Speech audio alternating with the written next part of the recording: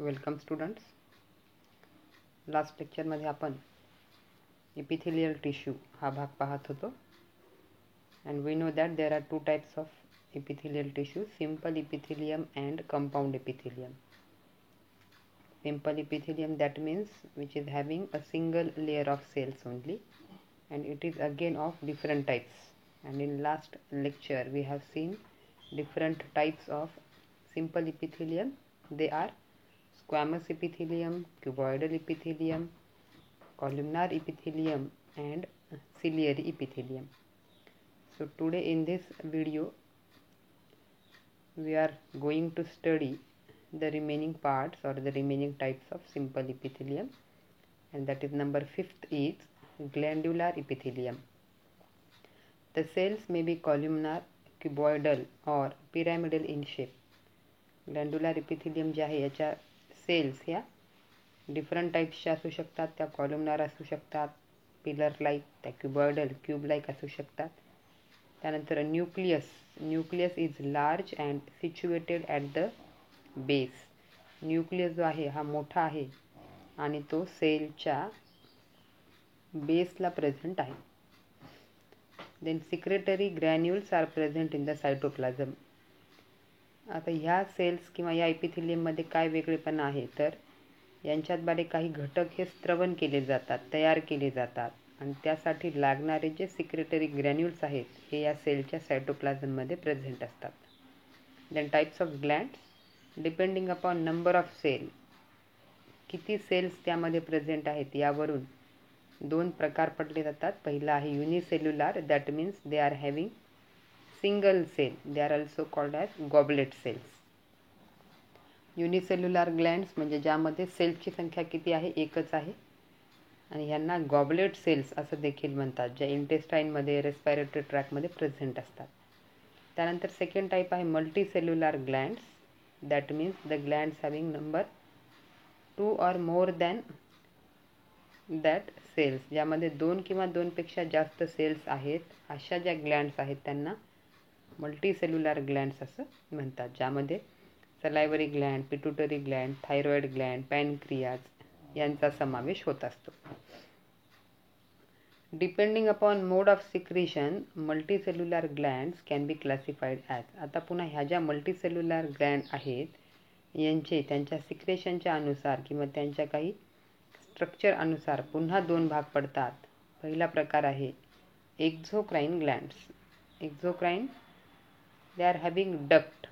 त्यांच्या स्ट्रक्चरमध्ये त्यांचे जे काही सिक्रेशन्स आहेत ते वाहून नेण्यासाठी एक special tube like structure present असते, डक्ट ही प्रेझेंट असते, आणि म्हणून ह्यांना डक्टेड ग्लँड असं देखील म्हणतात. The secretions of exocrine glands are poured at specific site by duct. बरोबर आहे. ह्या ज्या ग्लँड्स आहेत यांचे जे सिक्रेशन्स आहेत ते त्यांच्या विशिष्ट जागी पोहोचवण्यासाठी त्या डक्टचा उपयोग केला जातो. The secretions are called as enzymes. या सिक्रेशनला काय म्हणतात? एन्झाईम्स. एक्झोक्राईन ग्लँडच्या सिक्रेशनला एन्झाईम्स असं म्हणतात. And example is salivary gland. Salivary gland जी आपल्या माउथमध्ये प्रेझेंट असते तिच्याद्वारे जे सिक्रेशन्स होतात ज्याला आपण सलायवा म्हणतो, आणि या सलायवामध्ये नंबर ऑफ डायजेस्टिव्ह एन्झाईम्स हे प्रेझेंट असतात आणि ते डक्टद्वारे कॅरी केले जात असतात. तर सेकंड जो टाईप आहे that is endocrine Gland which are called as ductless glands. The secretions of endocrine glands are released directly into the bloodstream. बरोबर. आता ह्या ग्लँडचे जे सिक्रेशन्स आहेत यांना डायरेक्ट ब्लडमध्ये टाकल्या जाते आणि त्या ठिकाणाहून ते टार्गेट ऑर्गनपर्यंत पोहोचत असतात. आता याचं कारण काय? कारण एंडोक्राईन ग्लँड्स या डक्टलेस ग्लँड आहेत, यांच्यामध्ये त्यांचे सिक्रेशन्स वाहून नेण्यासाठी स्पेशल अशा डक्ट ह्या ॲब्सेंट आहेत. The secretions are called hormones. Endocrine ग्लँडच्या सिक्रेशन्सला काय म्हणतात? Hormones. Example is thyroid gland, pituitary gland, all that. Secretions of unicellular gland that is goblet cells are called as mucus. Unicellular cell किंवा ज्या unicellular Gland आहेत त्या सेल्सला goblet cells असं म्हणतात आणि त्यांच्याद्वारे म्युकस हा तयार केला जातो. म्युकस म्हणजे एक प्रकारचा स्टिकी चिकट असा घटक तयार केला जातो. And this role is function of mucus is it trap the dust particles. जे काही डस्ट पार्टिकल्स आहेत त्यांना अडवण्याचं काम, त्याशिवाय lubricate the inner surface of respiratory and digestive tract. Goblet cell ह्या जास्त करून आपल्याला रेस्पायरेटरी सिस्टीम, डायजेस्टिव्ह सिस्टीम यामध्ये पाहायला मिळतात. त्या ठिकाणी त्या डस्ट पार्टिकल अडवण्याचं आणि त्याच्या इनर सरफेसला लुब्रिकेशन द्यायचं काम करतात. Secretions of multicellular glands are enzymes and hormones and they perform several important functions. जे functions आहेत ते आपण तुम्हाला केमिकल कोऑर्डिनेशन हा जो चॅप्टर आहे पुढच्या वर्षीचा त्यामध्ये येणारच आहेत. फंक्शन्स ऑफ हॉर्मोन्स आणि फंक्शन्स ऑफ एन्झाईम्स हे डायजेस्टिव्ह सिस्टीम किंवा जिथं त्याचं काम पडतंय त्यानुसार ते इन्क्लूड केलं जाईल. त्यानंतर 6वा प्रकार आहे सेन्सरी इपिथेलियल टिश्यू. सेन्सरी नावावरूनच कळते की ह्या काहीतरी सेन्स, इम्पल्स या घेऊन जाणाऱ्या सेल्स आहेत. It is composed of modified form of columnar cells. आता सेन्सरी इपिथेलियममध्ये ज्या सेल्स आहेत या मोस्टली कोणत्या प्रकारात मोडतात? Columnar epithelium, pillar like, elongated, neurosecretory cells असतात. Sensory hairs are present at the free end of the cells. आता यामध्ये सेन्सरी हेअर्स आहेत, हेअर लाईक स्ट्रक्चर्स आहेत की ज्यांच्याद्वारे ती सेन्सेशन हे ॲक्सेप्ट केलं जात असते. Function it perceive external as well as internal stimuli.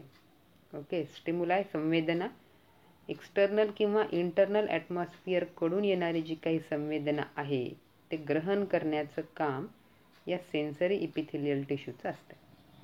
These are found in nose called as olfactory cells, ear called as auditory hair cells, or in eye they are called as photoreceptors.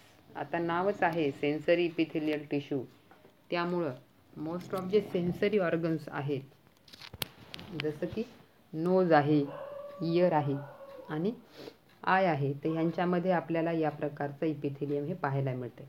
जर नाकामध्ये या cells present आहेत तर त्यांना ऑल्फॅक्टरी cells म्हणतात. इयरमध्ये या cells आहेत तर त्यांना ऑडिटरी हेअर सेल्स म्हणतात. आणि जर आयमध्ये या सेल्स असतील तर त्यांना फोटो रिसेप्टार, ज्या लाईटचं परसेप्शन रिसीव्ह करतात असं म्हणतात. Then 7th type is germinal epithelium. Cells of this epithelium divide meiotically to produce haploid gametes. Germinal epithelial cells ज्या आहेत या डिप्लॉइड असतात, परंतु यांच्यामध्ये जे डिव्हिजन घडून येत असते ते मिओसिस या प्रकाराचं आहे. आपल्याला माहीत आहे मायटॉसिस, मिओसिस डिव्हिजन. तर मिओसिस हे डिव्हिजन गॅमेट फॉर्मेशनच्या वेळेस होणारं डिव्हिजन आहे आणि त्यामुळं या जर्मिनल इपिथेलियमपासून हॅप्लॉइड गॅमेट्स हे तयार होत असतात. आता हे जर्मिनल इपिथेलियम कुठं असेल? These are present in the lining of seminiferous tubules, म्हणजे टेस्टिसच्या इनर लायनिंगला, आणि सोबतच इनर लायनिंग ऑफ ओव्हरी, म्हणजे दोन्ही जे टेस्टिस आणि ओव्हरी गोनॅड्स हे जे भाग आहेत जिथं गॅमेट्स तयार केले जातात त्या ठिकाणी जर्मिनल इपिथेलियम हे आपल्याला पाहायला मिळते. तर अशा पद्धतीने this is all about the types of simple epithelium. जे 7 प्रकार होते सिम्पल इपिथेलियमचे ते या ठिकाणी इथं संपत आहेत. तर आता आपण पुढे पाहणार आहोत कंपाऊंड इपिथेलियम. तर कंपाऊंड इपिथेलियम काय आहे? Compound epithelium is made up of 2 layers of 2 or more number of cells. त्या ठिकाणी ॲड करा तुम्ही. कंपाऊंड इपिथेलियम जे आहे यामध्ये 2 किंवा 2पेक्षा जास्त लेयर्स ह्या आपल्याला सेल्सच्या पाहायला मिळतात. And lower most layer lies on basement membrane. जी सगळ्यात खालची लेयर आहे ही बेसमेंट मेम्ब्रेनवर प्रेझेंट असते, which is non cellular. And there are 2 types of compound epithelium. ह्या कंपाऊंड इपिथेलियमचे पुन्हा 2 प्रकार पडतात, स्ट्रॅटिफाईड इपिथेलियम आणि ट्रान्झिशनल इपिथेलियम. तर त्यापैकी स्ट्रॅटिफाईड इपिथेलियम आपण पाहणार आहोत. Nucleus is present in stratum जर्मिनॅटिव्हम.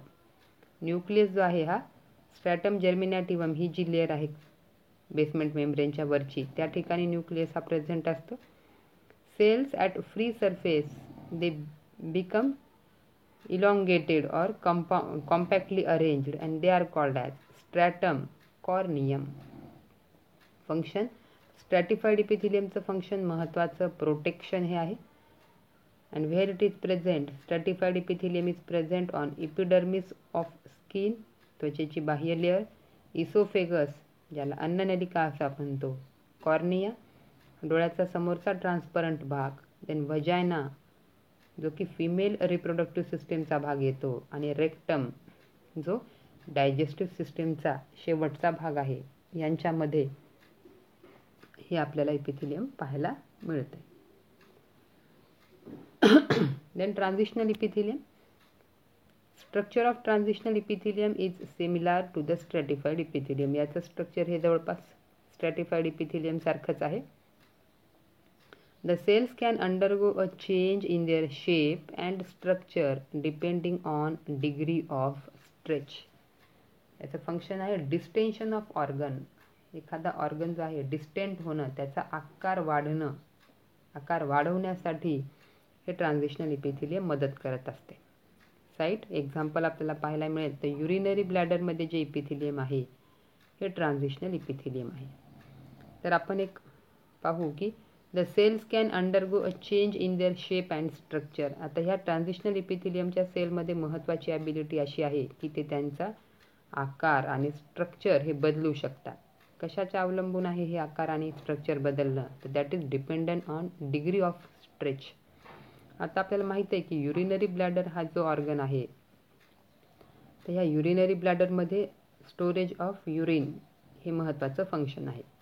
जेव्हा युरिनरी ब्लॅडरमध्ये युरिन ही तुलनेनं कमी आहे, तर त्यावेळेस हा जो युरिनरी ब्लॅडरचा आकार आहे हा कोलॅप्स असतो, म्हणजे फार संकुचित झाल्यासारखं स्ट्रक्चर दिसते. परंतु जसजसं या ठिकाणी युरिन ही भरल्या जाईल तसतसं या पिशवीचा आकार हा काय होणार आहे, मोठा होणार आहे. आणि कॅपॅसिटी जी आहे 750 ml टू 1 लिटरपर्यंत युरिनरी ब्लॅडरची.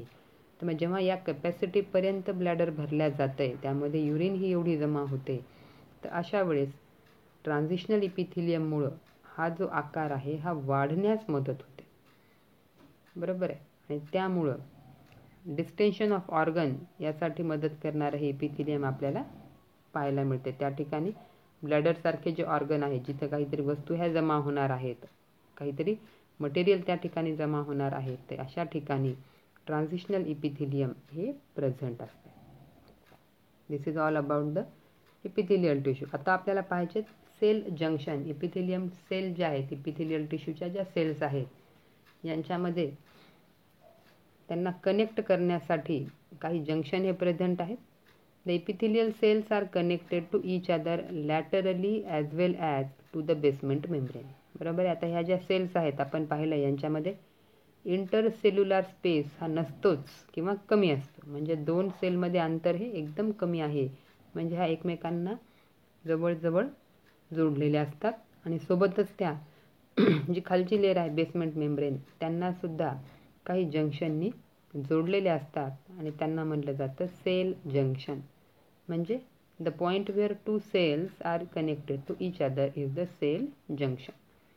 तर काही प्रकार आहेत त्या सेल जंक्शनचे. जसं पहिला प्रकार आहे टाईट जंक्शन्स. आता टाईट जंक्शन्स नावावरून कळतं आहे की अरेंजमेंट ही एकदम कॉम्पॅक्ट आहे. म्हणजे या दोन सेलमध्ये कोणत्याही दोन घटकांची देवाणघेवाण होऊ शकत नाही. These junctions maintain cell polarity. It prevents lateral diffusion of proteins and ions. Tight जंक्शनमुळं दोन सेल्स ज्या आहेत यांच्यामध्ये डिफ्युजन म्हणजे सॉलिड पार्टिकलची मूवमेंट, आयन्स आहेत किंवा काही प्रोटीन्स आहेत यांची मूवमेंट होऊ शकत नाही. दुसरं आहे गॅप जंक्शन. फिगरमध्ये बघू शकता तुम्ही. गॅप जंक्शन म्हणजे काहीतरी गॅप आहे, म्हणजे काही घटकांची देवाणघेवाण ही करणं इझी आहे. This intercellular connection allows passage of ions and small molecules between the cells as well as exchange of chemical messages between the cells. Gap जंक्शनमुळं काही आयन्स, काही स्मॉल मॉलिक्युल्स किंवा काही केमिकल मेसेजेस जे आहेत यांची देवाणघेवाण होणे शक्य आहे, because there is some gap. त्यानंतर हेमिडेस्मोसम्स. आता हे काय आहे बघू. It allows the cells to strongly adhere to the underlying basement membrane and this maintains tissue homeostasis by signaling. आता हेमिडेस्मोसम्स हा जो जंक्शन आहे हा कुणामध्ये आहे की इपिथेलियल टिश्यूच्या सेल्स आणि खाली असणारी बेसमेंट मेम्ब्रेन या दोघांना जोडणारी किंवा या दोघांना जोडणारा जो जंक्शन आहे that is called as hemi desmosomes. त्यानंतर आहे डेस्मॉसम्स. These provide mechanical strength to the epithelial tissue, cardiac muscles and meninges. आता हे डेस्मॉसम्स हा जो जंक्शन आहे हा कोणत्या प्रकारच्या सेलमध्ये पाहायला मिळाला आहे? इपिथेलियल टिश्यूमध्ये आहे, कार्डियाक मसल्समध्ये आहे आणि मेनिंजेस जे की ब्रेनच्या कव्हरिंग्ज आहेत यांच्यामध्ये हा प्रेझेंट आहे आणि हा मेकॅनिकल स्ट्रेंथ प्रोव्हाइड करण्याचं काम करतो. Then adherens junction. It is involved in various signaling pathway and transcriptional regulations. आता ह्याचं विशेष काय काम आहे की हा फक्त जे काही सिग्नल्स आहेत केमिकल सिग्नल्स किंवा न्यूरल सिग्नल्स यांना हा अलाव करतो, जाऊ देतो दोन सेलमध्ये आणि सोबतच ट्रान्सक्रिप्शनल रेग्युलेशन. आता ट्रान्सक्रिप्शन काय आहे तर DNA मॉलिक्युल्सपासून mRNA तयार करण्याची जी प्रोसिजर आहे त्याला ट्रान्सक्रिप्शन असं म्हणतात. तर या ट्रान्सक्रिप्शनच्या संदर्भात काही रेग्युलेटरी मेकॅनिझम्स जर असतील तर तेवढे फंक्शन्स अलाव करण्याचं काम हा ॲडरन्स जंक्शन करत असतो. ते तुम्हाला पाची जंक्शन्स हे लिहायचेत आणि त्यांचं फंक्शन लिहायचं. ओके. टाईट जंक्शनमध्ये कुठलंही डिफ्युजन होणार नाही. गॅप जंक्शनमध्ये स्मॉल पार्टिकल्स, आयन्स आणि केमिकल सिग्नल यांचं डिफ्युजन होत राहील. हेमिडेस्मस म्हणजे बेसमेंट मेम्ब्रेनसोबत अटॅच होण्यासाठी जो जंक्शन आहे. डेस्मॉसम्स म्हणजे मेकॅनिकल स्ट्रेंथ प्रोव्हाइड करण्यासाठी आहे आणि ॲडरन्स जो आहे हा व्हेरियस सिग्नल पाथवेज आणि ट्रान्सक्रिप्शनल रेग्युलेशन अलाव करण्यासाठी असणारा जंक्शन आहे. Okay. So solve these questions and thank you.